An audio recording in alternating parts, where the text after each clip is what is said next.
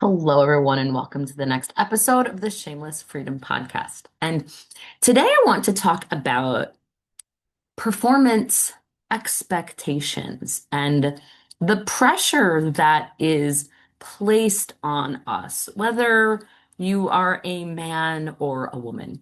And I want to go back to a phrase that my dad used to always say to me as a little girl. And this phrase was, I'm not going to praise you for wiping your ass. And it's kind of funny, but it's not really when I think about it. Because growing up, his whole mantra was, you can do more, you can be more. And I'm not going to praise you for what is expected.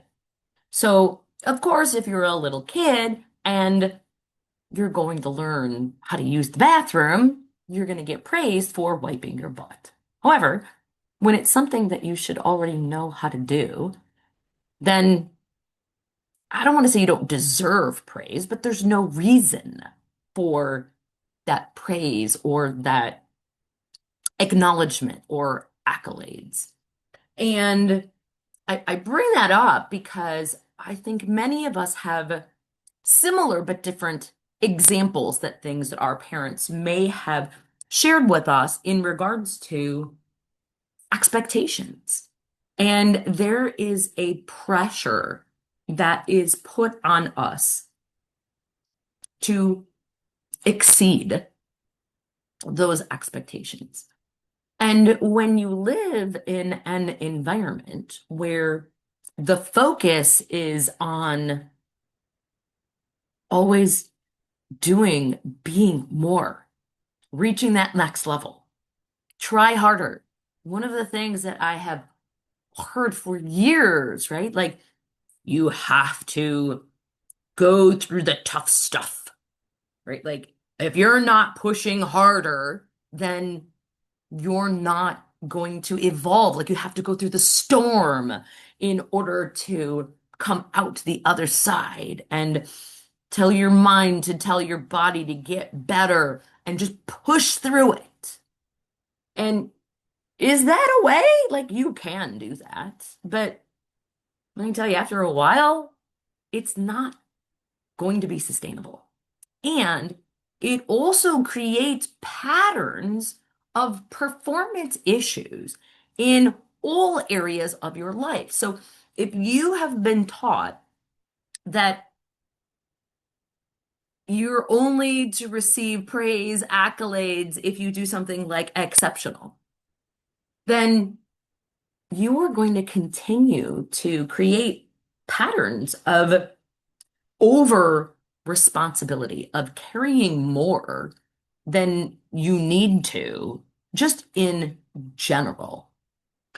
And what that does is it takes the beauty of celebration and appreciation away because you only get those accolades if you do something super extravagant, something unique and special and out there. Those are the things that deserve the accolades. I remember when my dad was dying, and I can remember saying, I'd just like you to say that you're proud of me. And he said to me, what do you want? Big flashing red lights to say, yay, Jen, you did a good job. And and he was serious. And I was like, well, yeah, like I kind of do. It would be nice if you actually were to compliment, appreciate. And he was like, you don't need that. Like, you already should know that you do well in that, etc., that you shouldn't need me or anyone else to, provide accolades at all. Just keep going. And those things block us from creating the life that we truly want to live. And when I think of performance patterns, this also impacts our intimate lives as well, and the pressure and expectations that we put on our relationships. And what can end up happening is we expect our partners to do things, say things, be things, etc., that are absolutely like unrealistic to give them that responsibility for. Now, it's one thing for a partner to love and appreciate us and to give us that accolades and honor and cherishing, right? But when it becomes pressure, when it becomes an expectation, there's a different energy around it. And I think way too many women are sitting in that space. We know we want this from our partners, we want this connection. However, when it comes from expectation, it has pressure associated with it. And way too many of us are living with pressure. I remember there was a fireside chat I did a few months back, and all of the women talked about the pressure they felt. When I brought that word up, every single woman in the room said, I feel way too much pressure in my day-to-day life. And and I want to bring more attention to that because we don't talk enough about pressure in a way that I think people truly take it in and can understand. And our bodies are constantly sharing with us where we feel pressure, tension, stress, you name it. And we're just not paying attention. Or we're ignoring, or we feel the pain, but we don't know what to do about it. And this shows up in our intimate lives. And the worst thing in the bedroom is performance anxiety and pressure. If a man comes into an experience feeling I'm doing this because I want to give her pleasure, that is my expectation. This is the reason I am doing this. There is this pressure that is placed on them. And there are a lot of men who will end up having performance anxiety, being in their heads, not being able to get a hard on, keep it long enough, etc., or long enough to allow her to have more depth of experience. And this all stems from patterns of pressure and expectation. And when we can learn to stop performing and just be an experience, that is when we create so much more in our lives. You can translate what happens in the bedroom into the real world. I shouldn't say the real world, into your outer world. And you could take things on the outer world and bring it into the bedroom. Because the way we do one thing is the way we do everything in many circumstances. And you can't fully be in the moment with someone when you're trying to impress them, when you're trying to perform. This is where many women as well struggle in the bedroom because they're in their heads, right? They're thinking about the kids, or they're thinking about something else, or what the man actually feels about their body, if they're going to orgasm or not. And it gets in the frickin' way of the whole experience because you're no longer fully present. You're thinking and you're trying as opposed to just being. And people say this all the time, stop doing and just be. And it sounds lovely, right? And it makes sense until you actually start to unpack it and are like, well, I don't know where I do that. I don't think that I overgive. I don't feel like I'm taking on responsibility. I don't feel like I'm doing too much. I don't feel like I'm trying. I don't feel like I'm performing. And many people can't see what's right in front of them? What if the way that you are showing up is performance? It's trying.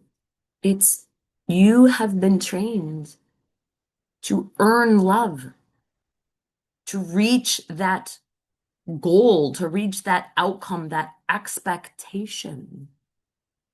And when you have been taught to focus on that outcome, to focus on that goal, you lose the presence and the power of what is happening in the present moment. And when we can learn to shift from earning to receiving, it creates a whole new dynamic for you as an individual, but also in how you communicate with others. Now, here's the truth, too.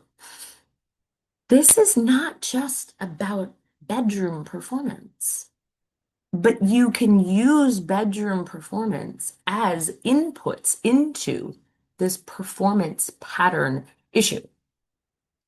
You can have the same situation with your kids and having expectations from them and wanting certain things from them and them not actually doing what it is that you want. Again, there's pressure. You might not feel it, but the truth of the matter is, majority of the times, us moms are creating undue pressure on our children. They don't know how to describe it as that. We would never describe it as that. But you focus on the energy and they feel it. When you have expectations, whether you say them aloud or not, they feel it. They feel the energy. They feel the expectation. They can't put words on it. They just know how they feel. You are doing the same thing. You are creating this energy of pressure and expectation, saying it's love, when at the end of the day, it's about pressure, performance, and expectation. And what we need to do, stop performing. Stop expecting with pressure and simply be present. This is not about trying to outdo the Joneses or to be the mom who can bake the special cookies or the woman who could do the handstand or whatever it is, right? This is not about comparing yourself to somebody else and saying, oh, no, I need to be better because I'm not like them. People can feel your energy. They know when you're performing, and they know when you're creating undue pressure, and they know when you're warm and welcoming. They know when you're enabling. They know when they can walk all over you if you don't put down boundaries and you don't honor yourself and celebrate yourself for who you are, what you do, how you show up. Because at the end of the day, it's not about earning love, but we've been taught that we must earn love through achievement, performance. And I think back to my dad's example of, I'm not going to praise you for wiping your ass. When you have something as strong as a statement of that be your anchor, this is where a lot of times us women, we become strong warriors because we've been taught to be. We've been taught in a world that we live in that we need to be able to stand up for ourselves, create those boundaries, perform, exceed, prove ourselves. And the truth of the matter is, there is nothing to prove. And you can hear someone say that over and over and over again. These are lessons that we must continually learn until we get to the point of really and truly owning our value and worth, and that we are not looking outside of ourselves. We're not looking to anyone else to celebrate us, to acknowledge us for the amazing, beautiful gift that we are, because you are all a gift. Every single one of us is truly a gift. Our presence is a gift. I want you to just think about that for a moment. Your presence is a gift. There was a part of me at one point in my life that thought, well, that's kind of like egotistical. My presence? You just showing up is a gift. I don't have to do anything. Just show up. Like that rich and snobby, actually. That's not rich and snobby at all. Because that's what people want. To just show up in your presence with no expectation, no attachment, no pressure. Imagine leading a life without feeling pressure and allowing it to flow with grace and ease. Imagine what could happen in your world, what would flow and just continue to show up and flow for you if you allowed that. You just need to stop performing, stop trying too hard, stop doing, and simply be present. And there's a physical energy that goes along with this. There's the physicality of being there in body, but the energy of being in spirit, that is a huge shift for most people. To learn how to step into that, to live and be in that energy, it's the greatest gift you can give yourself, you can give your children, you can give your partners, because you can then release the performance, release the pressure, and feel a sense of relief and a sense of freedom. To live present in the moment and experience all of the bliss and joy that life has to offer.